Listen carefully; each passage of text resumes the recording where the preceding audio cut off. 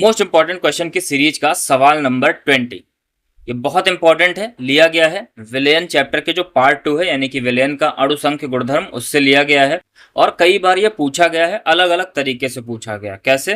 पहले तो ये पूछा जा चुका है कि प्रतिलोम परासरण क्या होता है, सिंपल, ठीक है। दूसरे तरीके से ये पूछा गया है कि प्रतिलोम परासरण के उपयोग क्या क्या है, कहाँ कहाँ पे इसका हम यूज करते हैं, जैसे मैंने उसको इसी में रख दिया।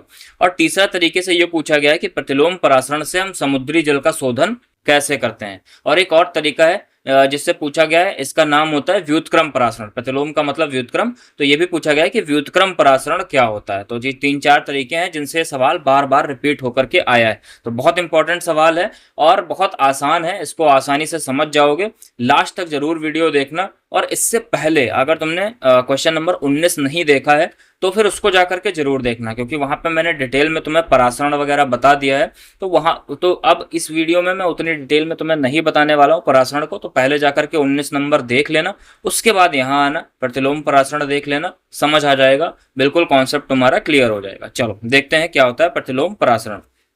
तो सबसे पहले ये जो प्रतिलोम परासरण है, क्या तुमने इसको कभी देखा है? इस प्रोसेस को होते हुए बिल्कुल तुमने देखा होगा। इसका यूज होता है तुम्हारे घरों में भी। कहाँ यूज होता है? तो ये होता है क्या, प्रतिलोम परासरण को इंग्लिश में बोलते हो रिवर्स ऑस्मोसिस। क्या बोलते हो? Reverse osmosis.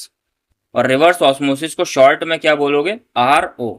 और अपने घर में तुमने RO लगा हुआ देखा होगा, अपने घर में नहीं तो कहीं ना कहीं रिश्तेदारी में तुमने RO लगा हुआ जरूर देखा होगा। RO का मतलब क्या होता है? RO का काम क्या होता है कि एक तरफ से उसमें गंदा पानी जाता है और फिल्टर होकर के हमें शुद्ध पानी मिलता है, यही होता है ना। तो वही सेम काम यहाँ पे होने वाला है कि प्रतिलोम परासरण से हम क्या करेंगे, एक तरफ हम गंदा पानी भरेंगे और दूसरी तरफ से हमें क्या मिल जाएगा? शुद्ध जल मिल जाएगा। तो उस प्रोसेस को कैसे करना है, उस प्रोसेस वो कैसे होती है, वो सारी चीजें हम यहाँ देखने वाले हैं, ठीक है। चलो एक एक करके देखते हैं। तो सबसे पहले तो परासरण 19 नंबर क्वेश्चन जो था उसमें डिटेल में कर चुके हो, यहाँ पे मैं तुम्हें बस एक शॉर्ट में बताऊंगा, ठीक है। तो उस चीज को इसलिए 19 नंबर जो था उसको जाकर के पहले एक बार कर जरूर लेना, उसके बाद इसको देखना। तो बीच में क्या लगा हुआ था, बताओ भाई, बीच में क्या लगा होता है? SPM। SPM का मतलब सेमी परमेबल मेम्ब्रेन, अर्धपारगम्य झिल्ली। एक तरफ हम भरते हैं कम सांद्रता, एक तरफ हम भरते हैं जो कम सांद्रता वाला विलयन या फिर शुद्ध विलायक, ठीक है। कम सांद्रता वाला विलयन या फिर हम भर देते हैं सिंपल जल, ठीक है। और दूसरी तरफ हम क्या भरते हैं? अधिक सांद्रता वाला विलयन, या फिर हम बोले तो गंदा पानी या फिर अशुद्ध पानी, जो भी तुम बोल लो। एक तरफ क्या हो गई? सांद्रता अधिक है और दूसरी तरफ सांद्रता क्या हो गई? कम। अब परासरण क्या होता था कि जब भी हम ये दो विलयन रखते थे आसपास, SPM के इधर उधर रखते थे, तो क्या होता था? कम सांद्रता से अधिक सांद्रता की ओर किसके अणु गति करने लगते थे? कम सांद्रता से अधिक सांद्रता की ओर केवल और केवल विलायक के अणु गति करने लगते थे। मतलब क्या होता था कि यहां से कम सांद्रता से अधिक सांद्रता की ओर किसके अणु गति करने लगते थे? केवल और केवल विलायक के अणु जो थे वो गति करने लगते थे। और इस तरीके से क्या होता था कि अधिक सांद्रता वाले में लेवल जो था वो बढ़ जाता था, ठीक है। ये सब डिटेल में मैं तुम्हें 19 में बता चुका हूं। अब अगर हम क्या करें, इस क्रिया को हमें रोकना हो, तो इस क्रिया को जब हमें रोकना था तो हमने क्या किया, इसके ऊपर क्या लगा देते हैं हम? दाब। इसके ऊपर क्या लगाते हैं? दाब। इधर से हम इसको दबाते हैं, दाब लगाते हैं। तो जब दाब लगाओगे तो सोचो, क्या ये जो अणु अंदर आ रहे थे, क्या वो अब अंदर आ पाएंगे? नहीं आ पाएंगे। क्यों? क्योंकि तुमने उसको दबा दिया, तो उसके अंदर की जो जगह खाली भी थी वो सारी की सारी दब गई, यानी कि जगह अब नहीं बची। तो जब जगह नहीं बची तो ये अंदर क्या घुस पाएंगे? नहीं घुस पाएंगे। यानी कि ये जो प्रक्रिया है ये पूरी तरीके से क्या हो जाएगी? बंद आ जाएगी, बंद हो जाएगी किसी एक पर्टिकुलर दाब पर, ठीक है। तो ये एक ऐसा दाब होगा जिस पर ये परासरण की क्रिया क्या हो जाएगी? बंद हो जाएगी। और उस दाब को हम क्या बोलते हैं? परासरण दाब, ठीक है। उस दाब को क्या बोलते थे तुम? परासरण दाब। परासरण दाब। परासरण दाब वो दाब होता है जिसपे ये जो परासरण की क्रिया है वो क्या हो जाती है? रुक जाती है, उसको हम बोलते हैं परासरण दाब। अब मान लो ये जो दाब हम लगा रहे थे, जब परासरण दाब हमें पहुंच गया, मतलब कि जब प्रक्रिया हमारी बंद हो गई, अगर हम उससे ज्यादा दाब लगा दें और ज्यादा इसको दबा दें, तब क्या होगा? तब उल्टा हो जाएगा प्रोसेस। उल्टा क्या होगा? तब इसमें से ही निकल निकल करके विलायक के अणु इधर से इधर जाने लगेंगे, ठीक है। तब उल्टा प्रोसेस हो जाएगी। और ज्यादा दबा दोगे तो क्या होगा कि इसमें के अंदर जो शुद्ध जल के अणु थे, केवल और केवल विलायक के अणु, विलायक का मतलब इसमें क्या होगा? शुद्ध जल।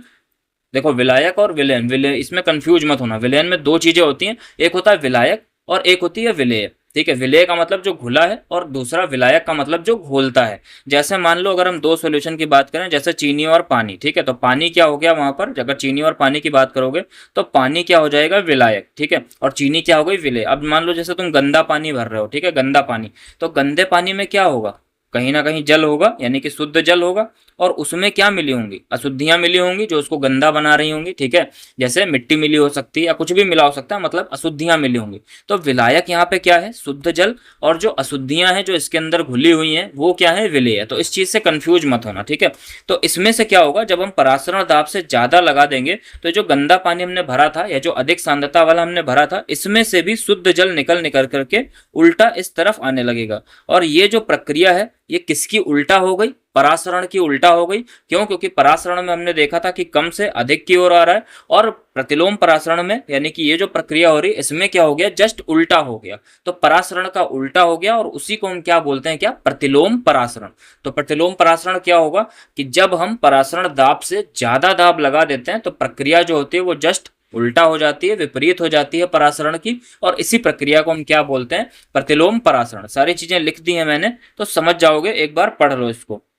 देखो वही चीज लिखा हुआ है जो मैंने तुम्हें समझाया। यदि अर्ध पारगम्य झिल्ली द्वारा शुद्ध विलायक से पृथक किए गए विलयन पर उसके परासरण दाब से अधिक दाब आरोपित किया जाए। अच्छा, पहले तो ये समझ लो कि शुद्ध विलायक से पृथक किए गए विलयन पर, तो शुद्ध विलायक से पृथक मतलब देखो बीच में क्या हो गई, एसपीएम, एक तरफ हमने क्या भरा, शुद्ध विलायक, और दूसरी तरफ हमने क्या भरा है, जो अशुद्ध विलयन है, ठीक है, उसको। अब अशुद्ध विलयन है उसमें कुछ ना कुछ पानी में मिला होगा, यानी उसकी सांद्रता क्या होगी, अधिक होगी, और जो शुद्ध विलायक है उसमें कुछ नहीं मिला, यानी इसकी सांद्रता क्या है, कम है, ठीक है।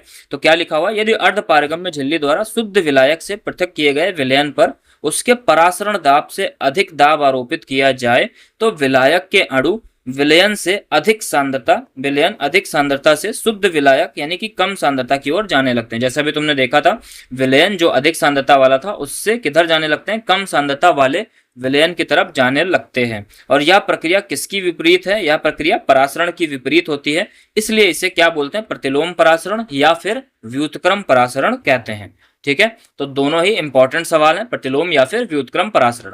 अब इसका यूज क्या है, तो इसका यूज हम करते हैं किसके शोधन में, समुद्री जल के शोधन में किया जाता है।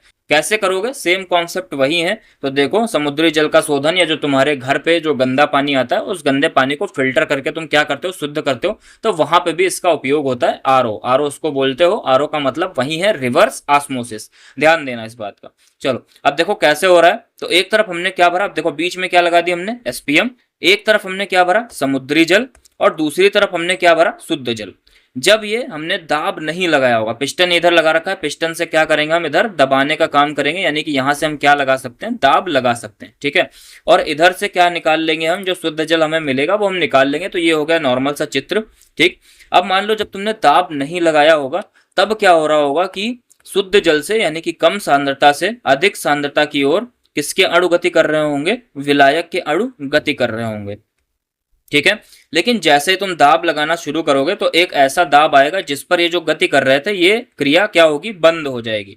और वो जो क्रिया बंद हो जाएगी उसको हम क्या बोलते हैं, कौन सा दाब, परासरण दाब। अब मान लो तुम और ज्यादा इसको दबा दोगे पिस्टन से, तब क्या होगा कि ये जो अभी तक इधर आ रहे थे ये सारे के सारे क्या होने लगेंगे, उल्टा जाने लगेंगे इस तरफ। यानी कि जो समुद्री जल है उसमें से जो शुद्ध विलायक यानी कि शुद्ध जल था वो किधर जाने लगेगा, इधर की तरफ जाने लगेगा, जिधर हमने शुद्ध जल पहले से भर रखा था। अच्छा, अब इधर की तरफ जाने लगेगा तो ये शुद्ध जल इसमें ज्यादा हो जाएगा, मतलब कि धीरे धीरे बढ़ने लगेगा, ठीक है, धीरे धीरे बढ़ने लगेगा। और उसको हम यहाँ से ये नल खोल करके क्या करेंगे, इकट्ठा कर सकते हैं। जैसे तुम्हारे आरओ में होता है कि धीरे धीरे टंकी जो होती है आरओ की, अगर तुमने देखा होगा तो भरती जाती है और उसको तुम निकाल सकते हो आराम से टैप ओपन करके, ठीक है। तो ये चीज हो गई क्या, समुद्री जल को हम कैसे शोधन करते हैं। और ये जो क्रिया हो रही है ये क्या हो रही है, परासरण के विपरीत यानी कि प्रतिलोम परासरण।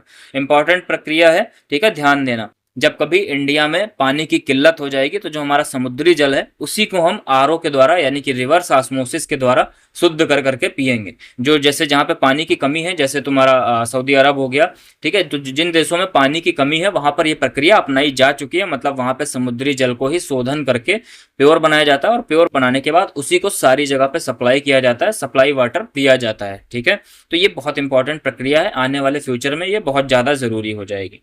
इस प्रक्रिया में अब देखो इसमें क्या है कि इस प्रक्रिया में अर्धपारगम्य झिल्ली द्वारा एक तरफ हम क्या भरते हैं, समुद्री जल, और दूसरी तरफ हम क्या भरते हैं, शुद्ध जल। ठीक है, एक तरफ समुद्री जल हो गया, दूसरी तरफ शुद्ध जल। समुद्री जल पर जब हम परासरण दाब से अधिक दाब लगाते हैं, कौन सा, ये समुद्री जल था, इस पर हम क्या कर रहे थे, इधर परासरण दाब पर से ज्यादा दाब हम यहाँ पर क्या कर रहे थे, लगा रहे थे। तब क्या होता है, अधिक दाब लगाने पर इसमें उपस्थित शुद्ध जल के अणु एसपीएम यानी कि जो अर्धपारगम्य झिल्ली है, इससे होकर शुद्ध जल यानी कि ये विलायक जो शुद्ध जल है इसकी तरफ जाने लगते हैं। ठीक है, इसकी तरफ गति करने लगते हैं, मैंने तुम्हें समझा दिया, और गति करने लगते हैं। इस तरह जो समुद्री जल है उससे शुद्ध जल को निकाल लिया जाता है। अब इसके अंदर क्या बचेगा, अशुद्धियां रह जाएंगी यहीं पे, और जो इसके अंदर शुद्ध जल था वो सब निकल निकल के क्या हो जाएगा, इधर हो जाएगा, और उसको हम यहाँ से क्या करेंगे, इकट्ठा कर लेंगे। तो इस तरीके से हम क्या करते हैं, इसको प्योर कर सकते हैं समुद्री जल को। तो आई होप तुम्हें ये प्रतिलोम परासरण समझ आ गया होगा। अगर समझ आ गया है तो वीडियो को लाइक जरूर कर देना। ठीक है, अगर कोई भी कंफ्यूजन हो, किसी भी प्रकार की कंफ्यूजन हो, तो पूछा जरूर करो, कमेंट जरूर किया करो। इससे मुझे अच्छा लगेगा कि हाँ तुम कम से कम पढ़ रहे हो, वीडियो को देख रहे हो, मुझे पता चलेगा। ठीक है, चलो मिलते हैं नेक्स्ट वीडियो में।